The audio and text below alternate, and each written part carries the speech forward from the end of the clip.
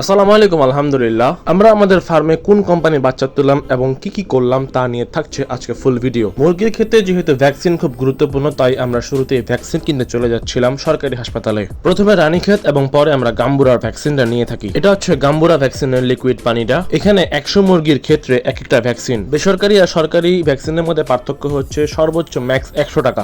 আমরা গাম্বুরা ভ্যাকসিন এবং রানীক্ষেত ভ্যাকসিন দুইটারই নিয়ে নিয়েছি উপজেলা প্রাণী সম্পদ অফিস থেকে। যেহেতু বড় পরিসরে আমরা এই মুরগি সেক্টরটা আগাইতে চাচ্ছি, আমরা শুরুটা করতে চাচ্ছি একদম প্রান্তিক খামারের বিষয়গুলো থেকে। যতটা কমে পারা যায় বিভিন্ন জিনিস থেকে সেভ করার আমরা চেষ্টা করছি। আল্লাহর রহমতে আমাদের মুরগির বাচ্চা চলে এসেছে। প্রথমবার হিসেবে আমরা অভিজ্ঞতার জন্য 500 মুরগির বাচ্চা তোলার চেষ্টা করেছি। আমি আগেও বলেছি আমরা এই সেক্টরে নতুন। বিভিন্ন জিনিস সম্পর্কে বোঝা এবং অভিজ্ঞতা নেওয়া অনেক গুরুত্বপূর্ণ একটা বিষয় আমাদের জন্য। এগুলো হচ্ছে পল্লী কোম্পানির সুপার ক্লাসিক সোনালী বাচ্চা। বাচ্চাগুলো মাশাআল্লাহ এ গ্রেডের বাচ্চা।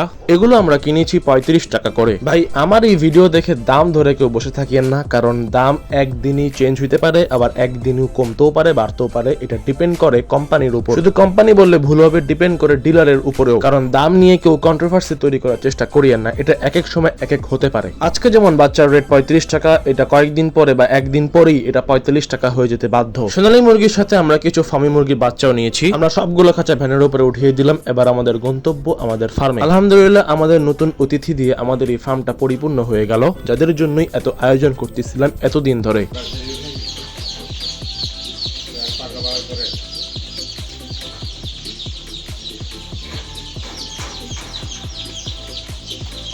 বাচ্চাগুলো খুবই চঞ্চল ছিল এবং ফ্রেশ কন্ডিশনে ছিল। আল্লাহর রহমতে কোনো বাচ্চা মরেনি এবং খুবই অ্যাক্টিভ ছিল বাচ্চাগুলা। যেহেতু মুরগি আমাদের 5টা, তাই আমরা রানীক্ষেত 100 ডোজের 5টা ভ্যাকসিন নিয়ে নিয়েছি, সাথে একটা লিকুইড ফ্রেশ পানি, যেটা আমরা বাহির থেকে কিনেছিলাম আলাদা করে 500 ডোজের। ভ্যাকসিনটা আমরা একটু অন্যভাবে করার চেষ্টা করেছি। সাধারণত রানীক্ষেত ভ্যাকসিন 5 দিনের দিন দিতে হয়, কিন্তু পরে আমরা চিন্তা ভাবনা করলাম, প্লাস কয়েকটা খামারি প্লাস ইউটিউবে দেখলাম আমরা বাচ্চা আনার সাথে সাথেই ভ্যাকসিন দিয়ে ব্রুডারে ছেড়ে দেওয়াই উত্তম। এটা সত্য মিথ্যা এবং কতটুকু কার্যকরী তা আমরা এখনো জানি না। আমরা আজকে রানীক্ষেত ভ্যাকসিনটা দিয়ে দিচ্ছিলাম প্রতিটা মুরগির চোখে চোখে 1 ফোঁটা করে আমরা এটা দিয়ে দিচ্ছিলাম, ভ্যাকসিন দিচ্ছিলাম। আর এদিকে মুরগিগুলোকে টেম্পারেচারের নিচে ছেড়ে দিচ্ছিলাম এবং তারা খুব সুন্দরভাবে মুভমেন্ট করতেছিল। বাচ্চা আনার সাথে সাথেই বাচ্চাকে প্রথম অবস্থায় লাইসোবিটের পানি দিতেই হবে, মাস্ট বি। তার পাশাপাশি আমরা ব্রুডিং এ সেফা 1 চালিয়েছি। সেফা 1টা হচ্ছে মুরগির নাড়ি শুকাতে গুরুত্বপূর্ণ ভূমিকা পালন করে এবং বাচ্চার মর্টালিটি 0% নামিয়ে আনে। আলহামদুলিল্লাহ, বর্তমানে মুরগিগুলোকে পারফেক্ট একটা তাপমাত্রায় আনতে পেরেছি। খাবারটা আমরা ছিটিয়ে দিচ্ছিলাম, যেহেতু প্রথমবার এদের খাবারের পাত্র চিনতে অসুবিধা হবে।